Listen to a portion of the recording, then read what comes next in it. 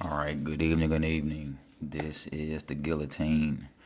All right, so I'm sure you guys have heard, and for those who have not, we have had another European terrorist attack here in Colorado. Now, for any of those who don't know about Colorado, okay, Colorado is the birthplace. Like they breed mass shooters here, okay? Here in Colorado, this is like a stronghold for terrorists and these foreigners that come in that sympathize with white people. It's like they bring them to Colorado and they just kind of push them off to the other states. But anyway, Colorado, they breed mass shooters. Like this is the mass shooter haven of the country. Okay, these white folks, these Latinos here in Colorado, shoot up everything: the parks, intersections, drivers on the road, WalMarts, King Soopers, schools, name it, and white people here will shoot it up and kill everything not moving. Now, here is a white man that walked into a King Soopers and just start bussing. Now, what's fucked up to me is the fact that why do white people always go after unsuspecting people, like people that have no idea of what's going on? Why don't you go after like police, people who can retaliate back? But anyway, I don't know what it is about Colorado. I don't know if it's the altitude or if it's just white people's sick mentality. But you always hear about Chicago, Chicago, Chicago. No. Next time somebody says or brings up fucking Chicago to you as a black person, bring up Colorado. These motherfuckers shoot up every goddamn thing. Let's go ahead and play the news report about the latest terrorist. They're going to use words like lone gunmen, and these people are not lone gunmen. You just had a white boy that killed 8 Asians and he got on the news. This white boy said, okay, well, I'm going to top that. I'm going to kill 10 people and a cop. This will not be the last European terrorist attack. Now, for black people who want reparations, the fight against reparations is the fact that reparations for black America means the exile of European terrorists. That's why they don't want to give us anything. This country belongs to us and they know it. Why the fuck do you think these people are armed to the teeth? Why do you think that white people buy up all the fucking guns that they can get their hands on? Because they refuse to give this country back willingly. They will kill you, me, and themselves before they ever go back to Europe. But anyway, we're going to play this goddamn video and we're gonna hear them talk about this fucking European terrorist and how he was just a lone gunman. And it sure is funny how all these lone gunmen, all these white boys, they sure are lone gunmen, but it just shows you how much they lie, because a lot of these white boys be online playing the game, talking about nigga this, nigga that, and they want to kill people. Like they live. This is Call of Duty to these white boys. And when it's black people, it's even better. But you had a white boy here that said, well, I just had one of my partners kill 8 people. Well, I'm finna top him and gonna kill 10 and a cop. Let's shake it. Tonight, investigators searching for answers after a mass shooting in Boulder. We had a very tragic incident today here at the King Soopers. Shoppers rush to escape as the gunfire begins. The shooter came in, shot the woman in front of them. Among the dead, a Boulder police officer. A crime that stunned people in their usually quiet community. It doesn't feel like there's anywhere safe anymore sometimes. And the first thing that I noticed right off the bat is the police saluting the other terrorist as his body's being driven away. Do you understand that these European terrorists shoot black people 34 times in the back? Like, do you understand that these European terrorists shoot unarmed black people? Unarmed. But how is it that you always take a mass shooter alive? I don't know. From Copter 4 tonight, the procession for a fallen Boulder police officer. Hundreds of officers from across the Front Range followed the body being carried in an ambulance to show their respect. Officer Eric Talley was one of 10 people killed in those shootings at a King Soopers. He was 51 years old and with the Boulder Department since 2010. I want to say this again. Colorado is the breeding ground for fucking mass shooters. One person is in custody tonight, but police have not confirmed his name just yet. But Copter 4 was overhead when police were seen leading a man out of the store in handcuffs. You can see the injury there to his leg. Police received their first calls for the shooting around 2:30 this afternoon. Officer Talley was... Reparations for black people is exiling these people back to fucking Europe, okay? All of these white folks are fucking foreign invaders. They're all domestic terrorists, and if they're not a physical terrorist, they're a mental terrorist, and or they're a sympathizer, just like all these fucking foreigners. The reason why they're bringing all these foreigners over here is because they need backup against black people. They do not want to give back our country because this country is not theirs. They're nothing but foreign, hostile invaders. First on the scene, is credited for saving lives. So far, investigators have not released a motive. We have several reports for you tonight with stories from people inside the store and more on that procession for Officer Talley.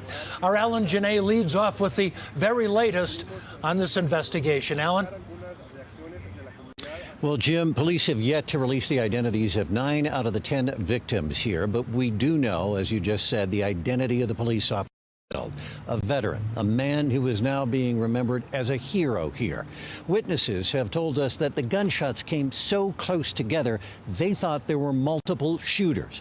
But Boulder police tonight said this appears to be the work of a lone gunman.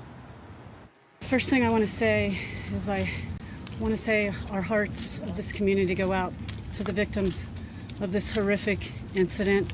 6 hours after the shootings unfolded, police revealed just how bad it was. Boulder Police Chief Maris Harold talked about the loss to the community and her department. We know of 10 fatalities at the scene, including one of our Boulder PD officers by the name of Eric Talley. Talley was the first officer there after 911 lines lit up with reports of a shooting at 2:30 in the afternoon. Shots fired in the area and a phone call about a possible person with a patrol rifle. Witnesses say it started outside and the gunman went inside and kept shooting. I want to reassure the community that they are safe and that we will try to do our best over the next few hours to identify the victims. A long night is ahead and many days of investigation. These were people who were going about their day, doing their food shopping, and their lives were cut abruptly and tragically short. DA Michael Doherty is just starting a case in another mass shooting in Colorado. I promise the victims and the people of the state of Colorado that we will secure justice and do everything we must do to get justice in this case. Now, police have not yet confirmed that the man we saw in that video in handcuffs was, in fact, their suspect. But they did say only one person was left injured in all of this, and that is the suspect. And that person in that video appears to be injured. The police will be working with the coroner's office to identify the victims and inform the families. 9 families getting the worst of news. A lot of tears yet to fall. In Boulder, I'm Alan Janae, covering Colorado First. Tonight, Boulder Police Officer Eric Talley is being remembered for his bravery and his service. Boulder Police Chief says he was the first one to respond to that scene today. He was 51 years old. Hundreds of emergency vehicles from agencies around Colorado lined the streets in Boulder tonight in a procession to escort the fallen officer from King Soopers to the Boulder County Sheriff's Office. Andrea Flores was there tonight as community members also lining the street to honor the officer, Officer Talley. And of course, Andrea, this is always a somber scene. Kelly, it was so quiet. You could hear a pin drop as the procession made it. These people have brought nothing but death destruction, and violence to America. Reparations for Black America is exiling these people back to Europe, back to Asia, back to Central America. Its way through the intersection here at Table Mesa and Broadway, and you can see this intersection mostly reopened at this hour, but so many people in this neighborhood still asking why after the gunman opened fire at their neighborhood grocery store.